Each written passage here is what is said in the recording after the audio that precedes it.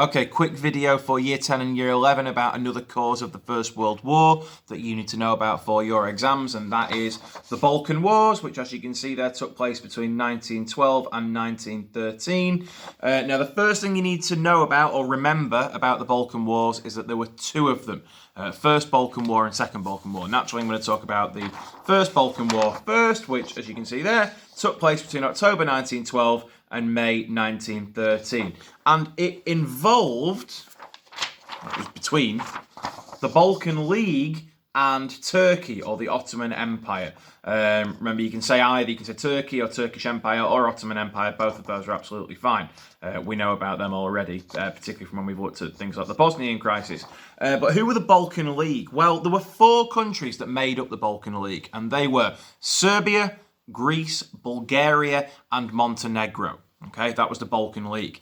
And it was actually the Balkan League that started this war, really. Their aim was to force Turkey out of Europe. Now, for those of you who do geography or kind of have a good idea of what Europe looks like, you'll know that part of Turkey's in Europe, but most of it's in Asia.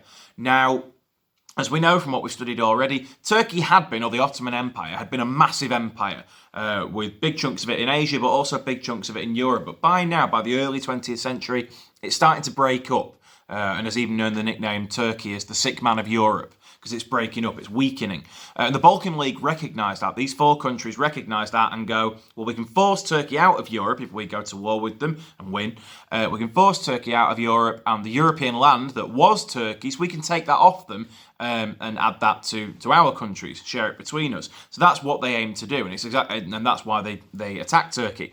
So they attacked Turkey, and the fighting actually only lasted 50 days, and that's because Turkey was completely overwhelmed by the power of the Balkan League. Obviously, they had the power of four countries' armies in this Balkan League. Turkey are just completely, they can't cope. They can't cope with the power and strength of the Balkan League. So the fighting's over after 50 days, Turkey surrender. But it's not until the 30th of May 1913 that the war officially ends, when there's a peace conference held in London and a peace treaty is signed between the warring parties, or what had been the warring parties. And as a result of losing the war, Turkey did have to give up all of its European land, and it was, as I say, shared between the four powers of the Balkan League. However, literally just 1 month after the peace treaty had been signed, in June 1913, the Second Balkan War began.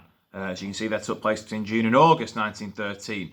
And the Second Balkan War began when Bulgaria attacked Serbia and Greece. Now, again, you're probably thinking, if you can't remember, you're probably thinking, why did Bulgaria attack Serbia and Greece when they've just been fighting together? Literally, a couple of months before, they've all been together in this Balkan League fighting Turkey. So why has Bulgaria attacked Serbia and Greece, their former allies?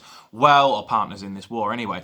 Well, the reason for that was the King of Bulgaria, King Ferdinand, was actually very upset with the peace treaty. He felt that Bulgaria hadn't been given enough land. And obviously he attacked Serbia and Greece because he wanted to take some land off them, the land that had once been Turkey's. He felt that Bulgaria hadn't been given enough, and Serbia and Greece had. So he wanted to take that land off them by attacking them. Now, unfortunately for him, and unfortunately for Bulgaria, when they attacked Serbia and Greece naturally responded and attacked back. But also at the same time, Turkey thought, oh great, here's a chance to get some of our land back, some of the land that we've just lost. If we kind of join in and attack Bulgaria, maybe we can take some of our land back. Also, on top of all that, Romania also attacked Bulgaria because they've been arguing with Bulgaria about a totally separate bit of land. It always comes back to land.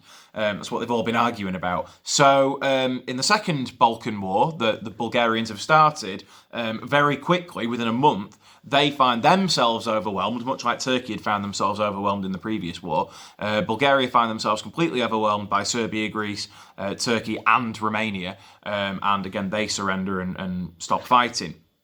And as a result of that war, when that war's over, Bulgaria has to give up all of its land that it's taken off Turkey.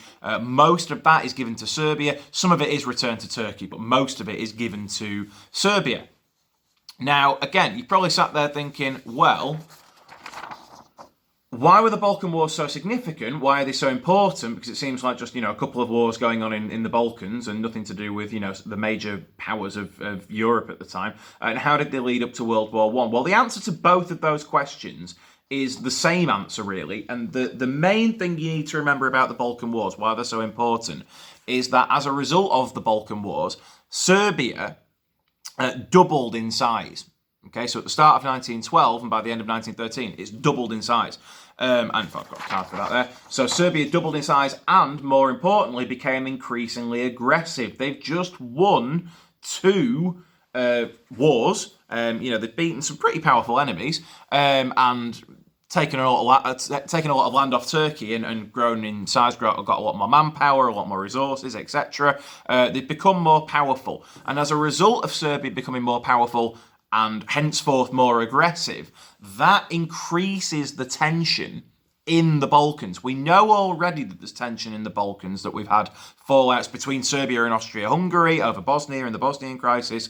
There's more tension now in the Balkans, mainly between Serbia and Austria-Hungary. Serbia have had to back down to Austria-Hungary in the past over the Bosnian crisis. Now, they might be less likely to back down because they feel more powerful, they feel stronger. And Austria-Hungary, likewise, can become a bit anxious. They're like, well, actually, Serbia, who, a couple of years ago, we kind of didn't really pay much attention to. Thought, oh, little Serbia, what kind of threat are they? Now, all of a sudden, they do look like a bit of a threat. So we do need to watch out for Serbian aggression. And they're getting quite worried about, an attack from Serbia. And also, they're worried about the people like the Bosnians who they're trying to control.